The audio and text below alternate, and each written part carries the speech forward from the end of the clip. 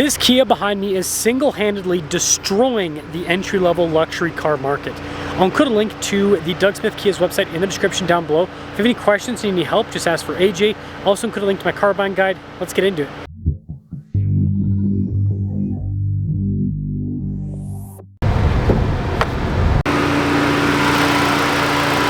Powering this is a turbo 2.5 liter 4-cylinder paired to an 8-speed. It produces 290 horsepower, 311 pound-feet of torque. Fuel economy is 23 around town and then 33 on the highway. I'm trying to hit 500,000 subscribers before the end of the year. I'd really appreciate it if you'd help me out with that.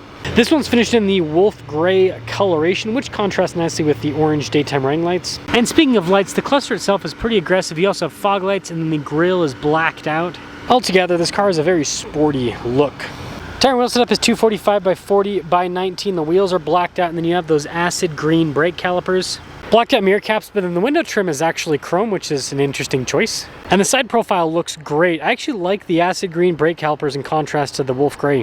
When it comes to key fob features, you've got the Kia logo here on the fob, remote start there in the back. On the front face, you've got your lock and unlock, the opening for the trunk as well.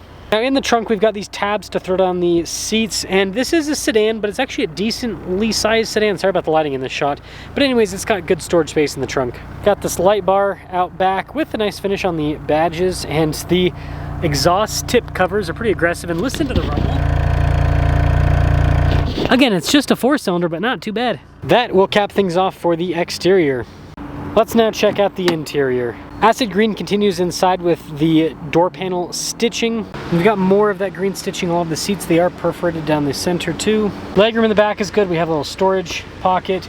We've got some vents here in the rear, USB ports. I will say these seats are very comfortable. And the trim, I don't know, feels pretty darn premium. Keyless entry for up front. Let's check it out. Blind spot monitoring with the mirrors. It actually has acoustic glass up front.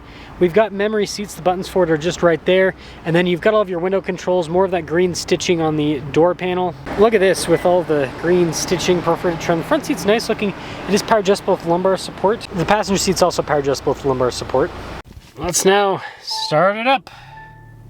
Soft touch all around. The steering wheel with the Kia logo front and center. There's actually a little GT logo at the bottom. But you got practical controls in the front face for your adaptive cruise control. It has lane centering. It's got volume and voice command controls, paddle shifters on the back.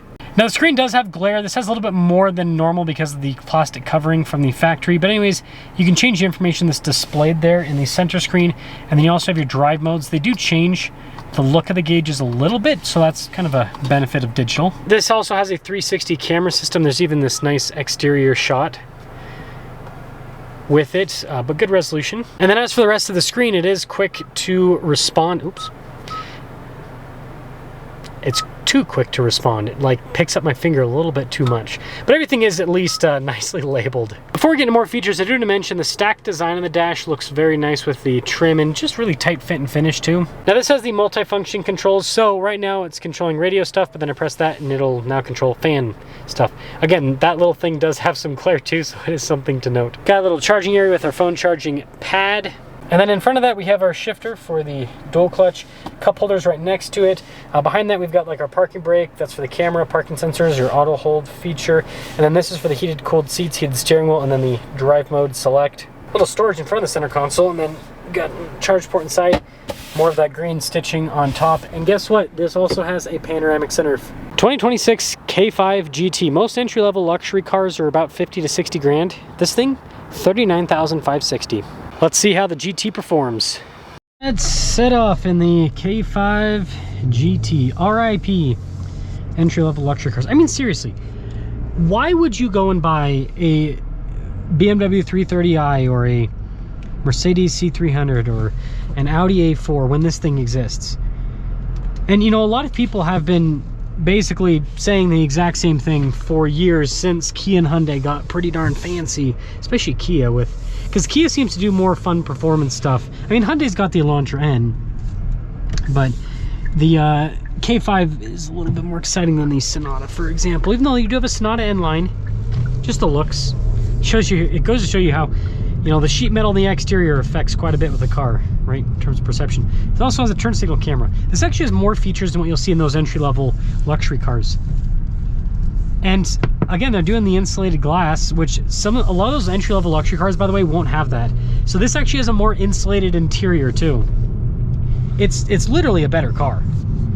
And also, like, to me, again, I've been reviewing cars for years. I see how much marketing there is with certain cars, and I'm like, man, your car is like 90% marketing, 10% features.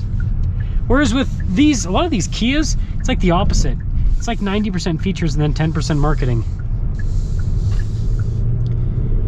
Now, this thing's got plenty of power, of course. One downside, they only offer it in front-wheel drive. It would be cool if they offered an all-wheel drive version of this for all 4 seasons, but then they'd probably be like, well, you might as well buy a G70 from Genesis. Well, maybe someone doesn't want to spend an extra 10 grand. Oh, buddy. Yeah, it's quick.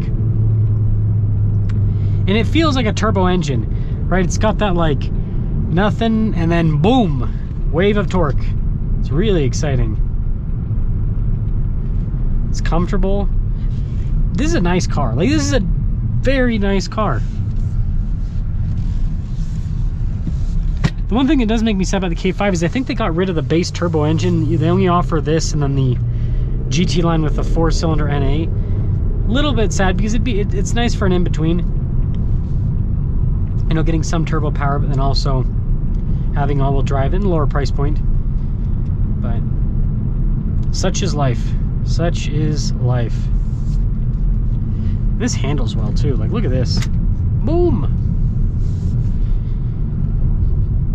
She's a beauty. So, in summary, before you go and buy now I can understand buying a used entry-level luxury car because they depreciate so heavily, but if you're looking at a new car, why in the world would you pay roughly $20,000 more on average to get less car? Like, seriously, ask yourself that. Oh, you've got a Mercedes badge on, who cares? And you know what I will say that makes me really hopeful is I've noticed when I talk to people, I'm noticing more and more people are kind of coming to the same conclusion, which is great. Like, I think these luxury brands have been basically selling, you know, they've got some cool cars, but they've also just been selling overpriced cars for such a long time. And now it's like the chickens have come home to roost. People don't care if their car has a Kia badge on the front of it. They care about how fast it is, how many features it has, what it looks like. And this thing, I mean, again, this is a great looking car, great features, drives really well. So there's that. Before you go and buy any entry-level luxury car, look at the non-luxury segment, because you can now, there's so many non-luxury cars that have great, I mean, like Mazda CX-5 turbo, right? Crazy performance car. You know, the Sonata N-Lines and kind of another one.